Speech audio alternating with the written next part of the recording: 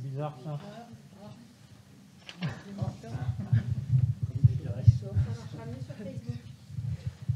Super.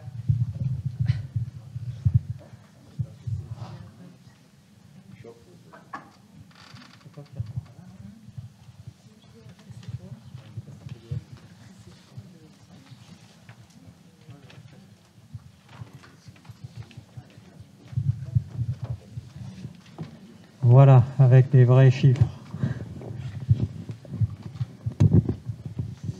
Donc le budget 2021, alors les recettes, puisque les dépenses viennent d'être expliquées par tous les vice-présidents. Donc pour un total de 14 890 405. D'abord, je donnerai une petite précision, c'est que le comparatif, c'est sur les opérations réelles et que tous les budgets, c'est le fonctionnement et l'investissement. Voilà, puisque tout est mélangé. On peut faire trois petits focus, si je peux dire, par rapport à la fiscalité des ménages, les dotations d'État. En fait, on peut constater que la fiscalité est en baisse, en revanche, au profit des dotations d'État, voilà, la compensation. Ensuite, si on regarde la ligne autofinancement, elle est quand même de 15%, donc c'est quand même un montant conséquent, hein, bien sûr. Et on sait que cet autofinancement finance en partie les investissements. Les blocs, si je peux dire, la TOM, la redevance, les subventions et l'emprunt, ça représente quand même 52% des recettes, donc c'est quand même pas mal. Pour ce qui est de l'emprunt, il est quand même élevé puisqu'il est à 18%, hein, c'est le plus haut. Mais il va servir à financer la zone cocose et l'abattoir. Donc, on peut dire que, quel que soit le contexte par rapport aux subventions, on s'aperçoit quand même que la recherche de subventions, elle est quand même nécessaire pour faire aboutir tous les projets de la collectivité. Voilà, si vous avez des questions.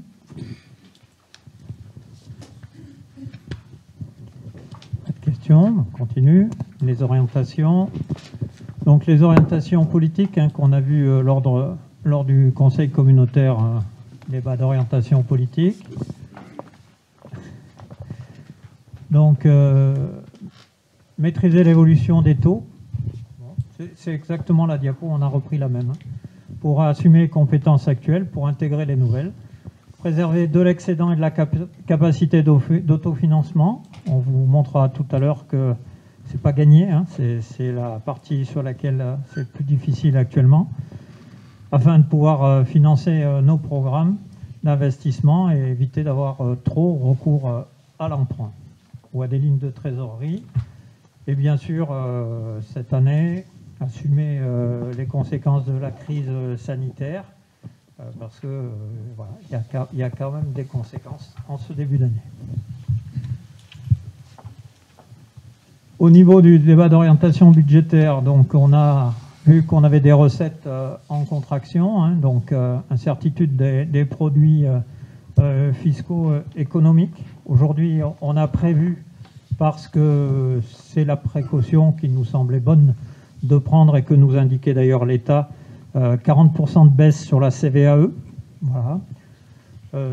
Dans les dernières prévisions de l'État, c'est un peu moins, mais voilà, on essaye d'être prudent sur cet aspect-là, mais on ne peut pas le savoir aujourd'hui, hein, puisque on verra que quand les entreprises paieront ou pas. Dépenses de rattrapage, donc report des actions. On a vu que 2020, on a eu pas mal d'actions qui ont été reportées et une baisse de l'épargne qui est prévisionnelle. On a un graphique tout à l'heure, on vous montrera justement la difficulté vers laquelle on s'approche.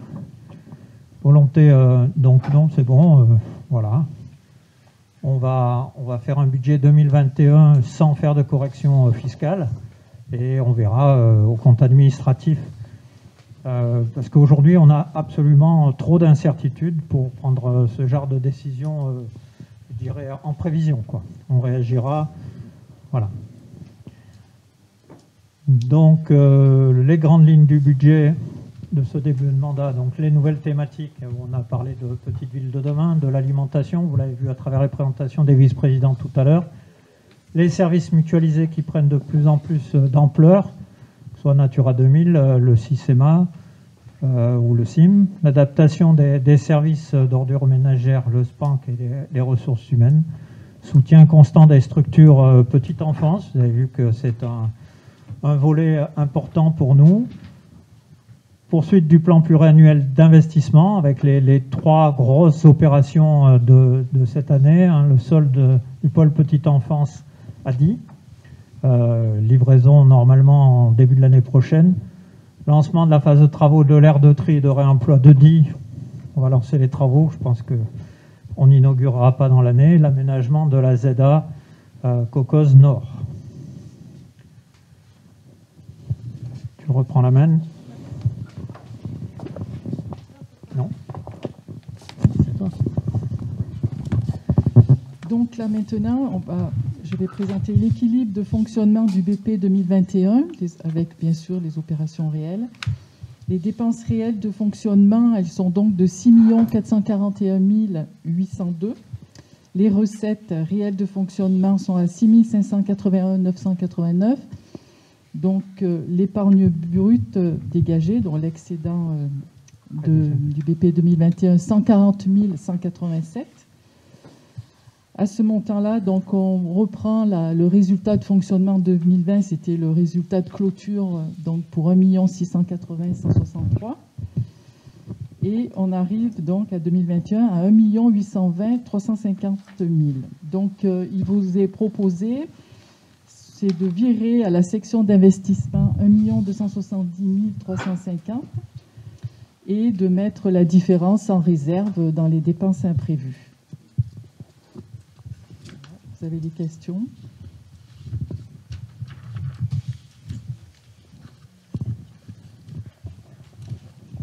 Alors maintenant, on passe à l'équilibre d'investissement pour le BP 2021. Les dépenses réelles d'investissement, 4 663 562. Les recettes, 2 553 925. Donc, ça donne un besoin de financement de 2 109 637. Donc, maintenant, on va voir quelles ressources il faut et voilà, qu'est-ce qu'on a. Donc, virement de la section d'investissement, c'était ce qui avait été dégagé donc, précédemment, les 1 270 350. Il faut rembourser l'emprunt pour 330 440. Mais il y avait un déficit de résultat d'investissement 2020 reporté donc de 20 273 et on arrive en fait à des ressources nettes de 919 637. Donc comme le besoin de financement, comme vous le voyez, est supérieur aux ressources, donc il faut faire appel à l'emprunt pour 1 190 000.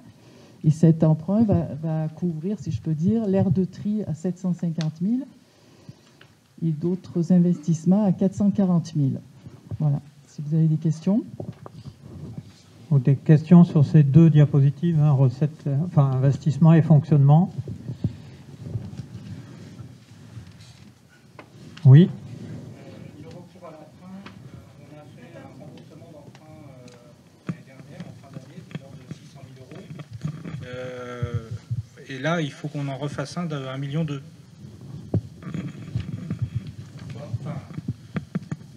Thomas, vous allez expliquer les mouvements.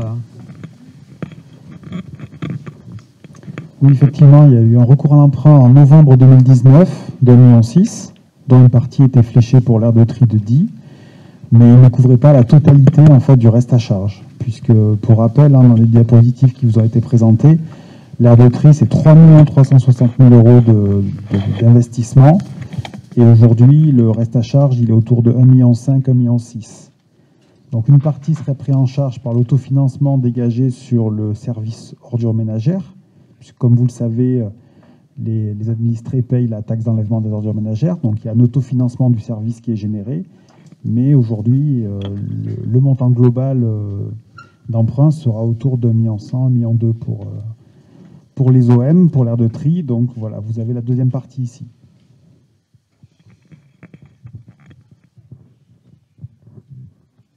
Est-ce que ça répond à votre question? Je vais répondre autrement, puis tu me corrigeras, Thomas. Si, en fait, on a un emprunt sur lequel on fait des remboursements en cours d'année. Voilà, pour, je ne sais pas comment on peut appeler ce genre d'emprunt, mais je pense que c'est à ça que fait allusion Yann. Ah, c'est à ça parce que la question portait sur les opérations de remboursement temporaire. Non. Non. On a fait au mois de novembre ou septembre de l'ordre de 600 000 € d'un emprunt. Oui, donc ça c'est un emprunt oui, sur lequel on rembourse, etc. D'accord, donc j'ai répondu à côté, excusez-moi. Donc en fait, effectivement, c'est un emprunt qui a un taux très élevé, de 5,41%, mais qui a une caractéristique, c'est que ça nous permet de faire des remboursements temporaires. Donc on rembourse l'emprunt en début d'année, si on a la trésorerie nécessaire, et ensuite on le retire en fin d'année, ce qui nous permet de ne pas payer d'intérêt de la dette. C'est un vieil emprunt qui était comme ça. Voilà. Et par contre, on a intérêt à faire aujourd'hui à emprunter au cours actuel des emprunts. Voilà, Thomas et Anneline font un gros travail au jour le jour, enfin en tout cas au mois le mois, de ce suivi des emprunts, hein, puisque c'est de l'optimisation financière qui est extrêmement intéressante pour la communauté de communes. Il est particulier cet emprunt, on a ça depuis 2004. 2004. 2004. Ok. C'est pas un emprunt toxique. Hein. Non, pas du tout. Rien. Variable. Ok. Est-ce qu'il y a d'autres... Après, toutes les votes vont découler de ces deux diapos. Hein. Allez, on y va alors. Donc ça, c'est une diapo, c'est pour essayer d'expliquer, parce qu'on se rapproche dangereusement quand on a une épargne brute hein, de 140 000 €, même si on sait qu'on a maximisé nos dépenses et minimisé nos recettes, ça ne fait pas beaucoup, d'accord ? Et c'est brut, donc on est dans le négatif dès qu'on passe en net. Donc on a essayé de voir qu'est-ce qui a été... je dirais, occasionnel ou ce qui était structurel. C'est-à-dire, est-ce que ça va devenir une habitude ou pas? En fait, quand on regarde nos reports de charges, moins 90 000 hein, de l'année, les charges de personnel qui ont augmenté de 125 000 de manière structurelle, donc on a enlevé tout ce qui était Sisema, etc. 45 000 de charges de gestion.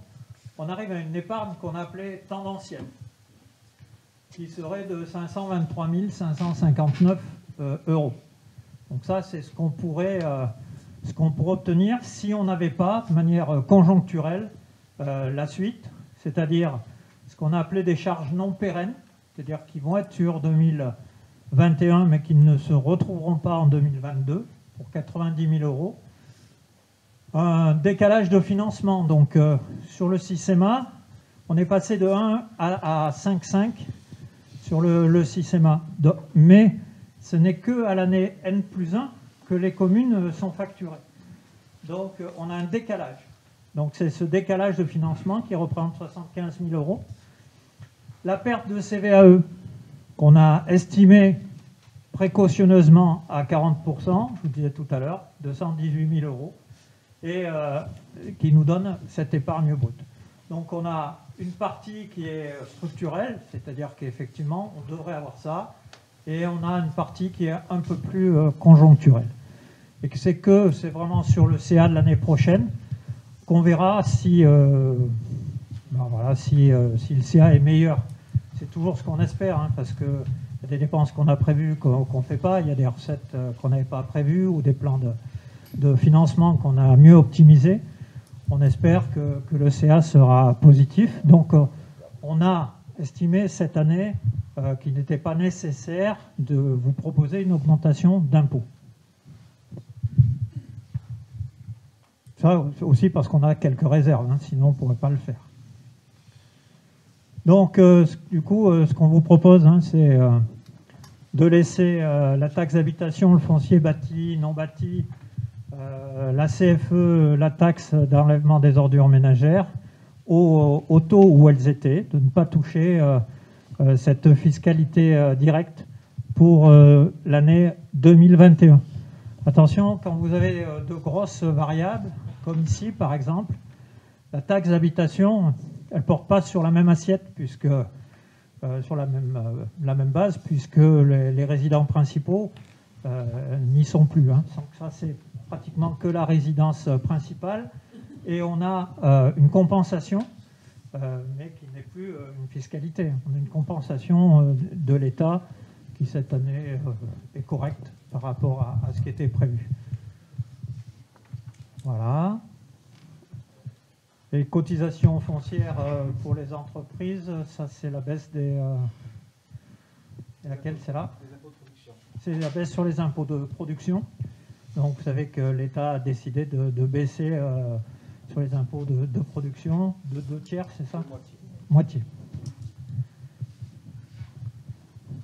Voilà, donc ça je le fais voter maintenant. Est-ce que vous êtes pour une stabilité des taux? Donc pas d'augmentation. Je fais tout voter en bloc. Est-ce qu'il y a des oppositions? Est-ce qu'il y a des abstentions? Je vous remercie. Vote à l'unanimité. Donc ça sont les redevances, alors c'est peut-être plus anecdotique, mais bon, c'est les redevances camping et centres de vacances. Pareil, il faut qu'on les vote chaque année. On vous propose de ne pas les bouger. C'est un domaine fragile en ce moment, donc on vous propose là aussi de ne pas bouger, de garder les mêmes taux les mêmes tarifs plutôt qu'en 2020. Est-ce qu'il y a des votes contre? Des abstentions? Merci. Unanimité. La taxe GEMAPI. Donc je vais venir et répondre. On va répondre à deux voix. Viens avec moi, Pascal. À l'aspect GEMAPI. Donc vous voyez là sur la GEMAPI les besoins exprimés par le SMRD, par le SMIJIBA, qui est sur la vallée du Buèche, par le SMEA sur l'Aigle, avec l'ingénierie pour un total donc de 104 647. C'est le chiffre que vous présentez, Pascal, tout à l'heure. Voilà, donc l'ingénierie, c'est le poste de Philippe Méjean pour 0,10 équivalent temps plein. Donc ce qui nous fait un total de 104 647. Voilà, donc pour rappel, la GEMAPI 2020 était de 72 320. Alors l'explication par rapport à ça, c'est que au niveau du SMRD, le département participait pour partie avec, donc c'est les trois communautés de communes, la 3CPS, la CCVD et la CCD, et le département qui était sur les 72 320. Le département n'a plus le droit d'intervenir sur du GEMAPI.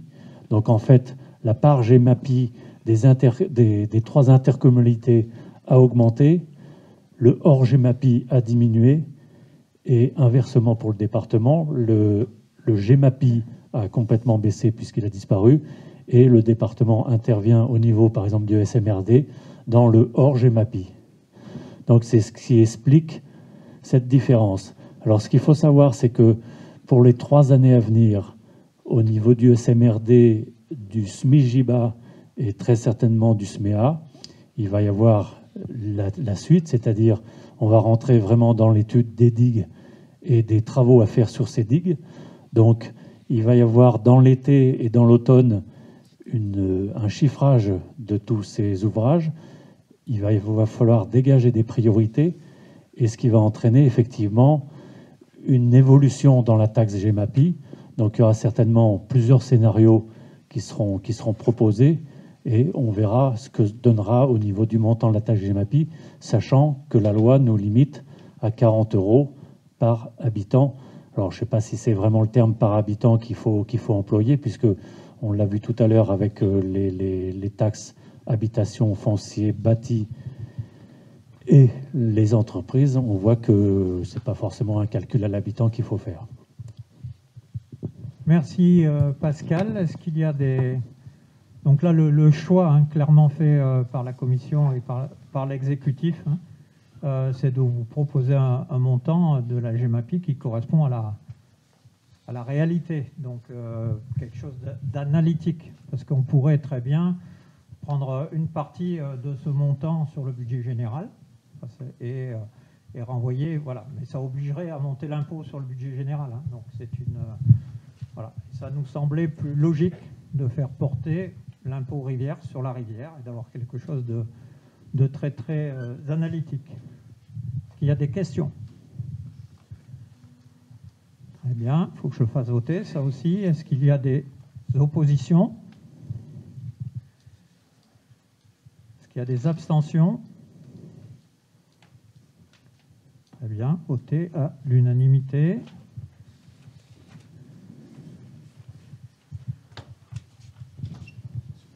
Les subventions routières.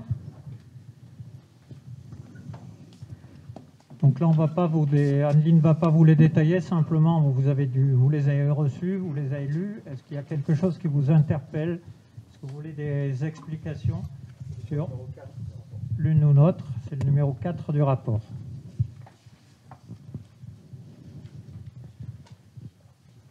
Pas de questions? On va passer peut-être sur la deuxième série. Ah, pas mal, hein. Il y en a pas mal puisqu'on fonctionne avec beaucoup de partenaires, hein. Pas de questions? Eh bien, merci. Bon, on passe au vote alors, hein. Ah, non, la troisième, c'est pour information. Non? Ah non, c'est pour information. Donc sur les subventions, est-ce qu'il y a des votes contre? Est-ce qu'il y a des abstentions? Tu avais une question, Thomas? Oh non, je vais vite. Parce que en fait, excusez-moi, juste, il y a une ligne fonds de garantie manifestation. Oui. Et donc, en tant que président de la Dromoise, on jouit de ce fonds de garantie pour la bonne organisation. Donc, je ne prends pas part au vote juste sur cette ligne, en fait. Tout le reste, je vote positivement. Et j'informe le président de la Dromoise que le bureau, tout à l'heure, a voté le fonds de garantie pour la Dromoise cette année. Et qu'on souhaite qu'elle puisse se passer dans de bonnes conditions. Bravo. Est-ce qu'il y a... C'est bon? Des oppositions? Abstentions? Donc, à part Thomas, enfin, Thomas, c'est pas... il ne participe pas au vote. OK, merci. Limité. Et pour... voilà, ça, c'est les subventions versées aux tiers par la CCD. Voilà, il y a uniquement... en fait, l'aide à l'immobilier d'entreprise pour les 4 380 €. Voilà. En sachant que la part de la CCD, c'est 5% et le département, c'est 95%. Voilà, là, vous voyez apparaître les 48 000 €, là, ou les 47 980. C'était le fonds de solidarité sur lequel la région nous a appelés, vous savez, qui s'appelait Région Unie, là, contre le Covid pour les entreprises. Moitié pour les entreprises et moitié pour le tourisme.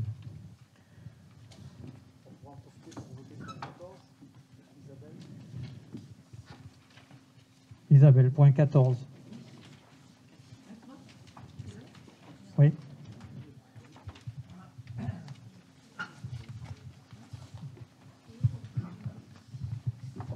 Et donc on est sur le point 14. C'est une proposition de reconduction. En fait, la commission économie n'a pas travaillé vraiment sur cette question. Je pense que pour l'année prochaine, on verra si c'est nécessaire de l'approfondir. Mais là, l'idée est de reconduire la convention de délégation qu'il y a entre la communauté de communes et le département, puisque la communauté de communes a la compétence statutaire de pouvoir décider d'aide à l'immobilier d'entreprise, et qu'en fait le département finalement souhaite s'en occuper. Du coup, pour rester en proximité des communautés de communes et du territoire, du coup, on propose le renouvellement de la convention pour 1 an. Adeline vient de le dire. En fait, c'est donc lorsqu'il y a création d'emplois qu'il y a une aide à l'immobilier d'entreprise, et que le département apporte 95% et la communauté de communes 5%, Et comme on l'a vu, cette année, on l'estime à 4 381 €. Ça avait été 300 en 2020. Donc en fait, voilà, en gros, c'est variable d'une année à l'autre. Donc ce qui vous est demandé, c'est de renouveler cette convention. Et je pense qu'on la travaillera en commission économie pour l'année prochaine. Voilà. Donc, est-ce qu'il y a des votes contre? Des abstentions? Non. Je vous remercie à l'unanimité. Et on remercie le département qui met... nous, on ne met pas beaucoup et ça permet de déclencher pas mal du département. Donc, merci beaucoup. Et en plus, le département... on assiste aux commissions et ça se fait vraiment en étroite collaboration. C'est très intéressant. Bernard? Oui, merci Alain. C'est juste un complément. C'était lié au fait qu'avec la loi NOTRe, le département n'avait plus le droit d'intervenir dans l'économie, puisque c'était une compétence de la région. Donc on a pu arranger la loi NOTRe à notre sauce, on va dire ça comme ça, puisque la région, par le biais d'une convention avec la communauté de communes, peut intervenir sur le territoire. Et donc le département, vu qu'il y a cette convention, peut aider à hauteur de 95%. Donc prend en charge, entre guillemets, la part qui normalement devrait être à la communauté de communes. Voilà. C'est cela. Merci. Alors, contribution au CITRAD, donc 636 000 € cette année, au SMRD 86 163, SMIGIBA, bon, vous l'avez vu tout à l'heure, ADN 25 000, on l'a vu aussi, Parc du Vercors 400 €, Drôme Provençal 1100 €, tiens, ils sont plus chers là. Ça nous fait un total de 764 031 €. Vous, des questions? Ça, on ne le vote pas, ça? Si? Non. C'est pour un... C'est les contributions, donc on n'a pas le choix. On est appelé à contribuer. Merci. Et bien maintenant, c'est le vote global. Donc vous l'avez voté par petits bouts. Voilà. Enfin, je ne dis pas votre vote, mais... Est-ce qu'il y a des votes contre le budget qui vient de vous être présenté? Il y a des abstentions. Merci. Voté à l'unanimité.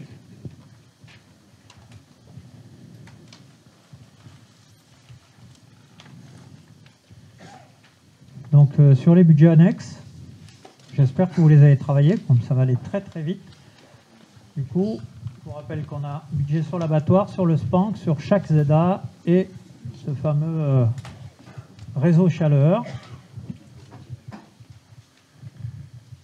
Voici celui de l'abattoir, donc en équilibre de fonctionnement à 146 050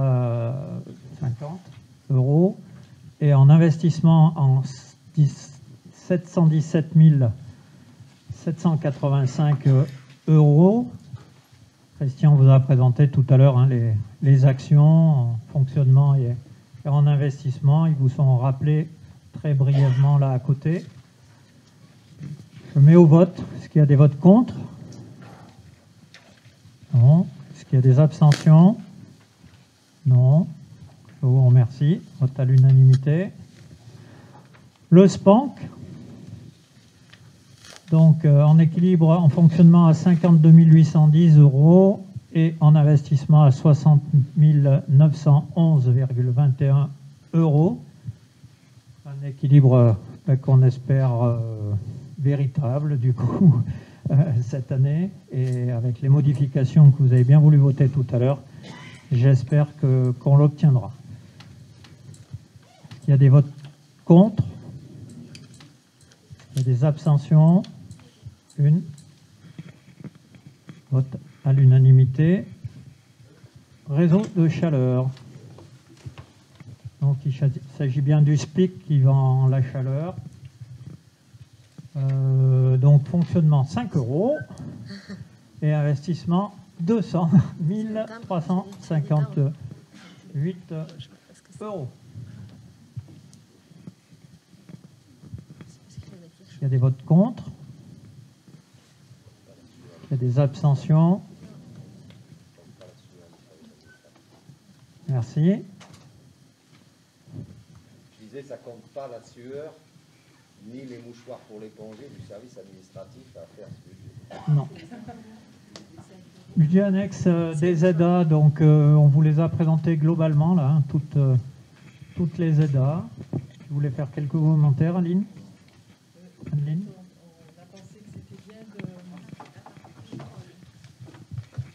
Le budget des aidas, hein, c'est des budgets très complexes, c'est pour ça qu'Adeline va nous apporter quelques éclairages. C'est le budget qu'on appelle avec du stock, quoi. Donc ils ne sont pas équilibrés. Justement, on a préféré le présenter sous forme de gestion des stocks au lieu de le présenter comptablement, hein, bien sûr. Donc il y a il y a les budgets, donc il y a la ZEDA de Châtillon, Luc, Coco Sud, le Nord, et puis le total des ZEDA. Donc vous avez en premier lieu la valeur du stock initial pour 695 260,21. La colonne 2, en fait, c'est ce qui a été aménagé. Donc il y a eu pour 1 675 020. Ensuite, il y a eu des subventions qui sont venues donc, en soustraction des aménagements, et voilà. Et la vente de l'eau. Donc, du coup, les 695 000 moins les 1,6 million, et puis avec, déduire les subventions et les ventes, on arrive à un stock final de 1 919 631 77. Voilà. Donc là, on voit bien qu'à Luc, le stock initial était de 13 874. Il y a eu 13 874 de vendus, donc il n'y a plus rien, quoi. Le stock est à zéro. Ça veut dire que l'année prochaine, on n'aura plus la ligne. Voilà, il n'y aura plus. Ok. Voilà, s'il y a des questions.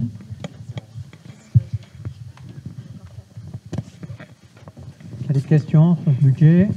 Pas de questions? Est-ce qu'il y a des votes contre? Abstention? Merci. Vote donc de tous les budgets de ZEDA. Donc, merci beaucoup. Ah.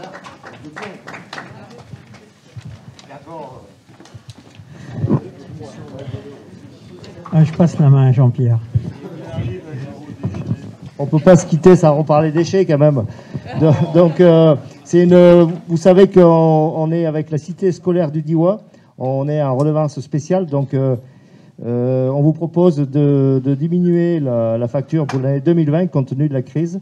Donc la cité scolaire a été fermée pendant la période de confinement, du 16 mars au 17 mai 2020.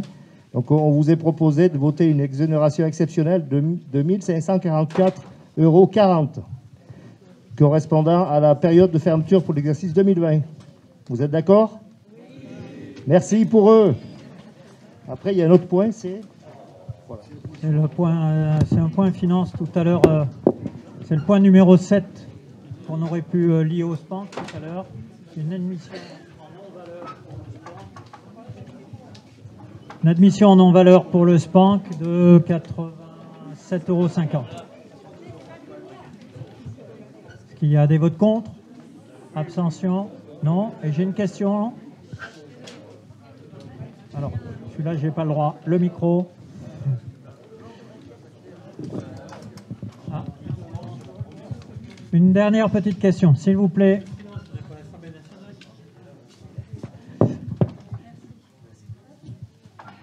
Ouais, je suis désolée, je n'ai pas réagi à une diapo, en fait. Sans doute. C'est pas grave. Voilà, c'est la nouveauté de ma fonction. J'apprendrai, je ferai mieux l'année prochaine. C'est si on peut remonter sur la diapo agriculture. En fait, on avait fait une commission, la commission agriculture, en février. Et il nous avait été demandé de valider 3 axes de travail pour l'année qui vient. Il y avait donc le plan pastoral qui a été validé. Il y avait le PAT qui avait été validé. Et en 3e, en fait, on n'avait pas validé les prairies fleuries, mais on avait validé, suite à une réflexion de toute la commission, de travailler sur l'accès, la transmission et l'accès au foncier agricole, qui nous avait paru un élément fondamental de notre territoire. En voyant passer la diapo tout à l'heure, j'ai pas réagi, et puis j'ai échangé avec Valérie Duretail, qui est aussi à la commission. Et voilà, donc je ne voulais pas partir ce soir sans avoir posé cette question-là. Du coup, je ne sais pas comment ça fonctionne, les commissions. Est-ce que des choses validées en commission sont invalidées par la suite? Je voulais partir en ayant une précision sur... visiblement, il n'y a pas de budget alloué pour travailler sur ce qui avait été validé. Donc, je voulais avoir là-dessus. Je pense pas, je ne sais pas où est Dominique, mais je pense que c'est plutôt un oubli. De toute façon, il n'y a pas de part budget important là-dessus. C'est de l'animation. Je voulais savoir si ça restait un projet pour l'année. Bien là, Dominique.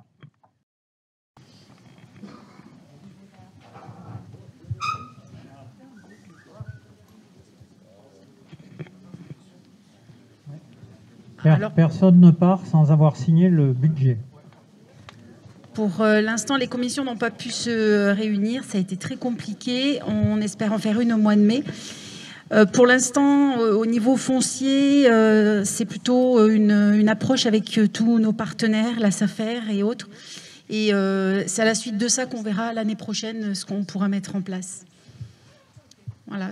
Pour l'instant, on n'a pas décidé ni de budget, ni voilà. Et puis les commissions, c'est compliqué à faire en présentiel, puisque du coup, certains ont la visio, d'autres ne l'ont pas, et c'est dur en fait. Donc on espère bien que ça se... Oui.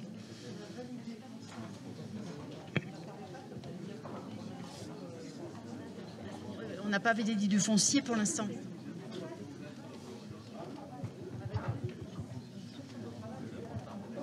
Non, on l'a pas... parce que...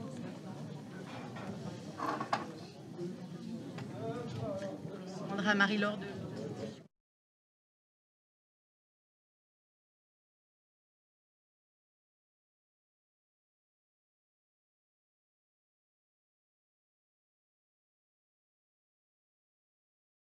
Tous? Bon, oui.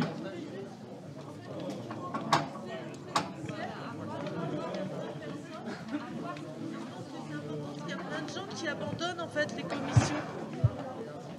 Non.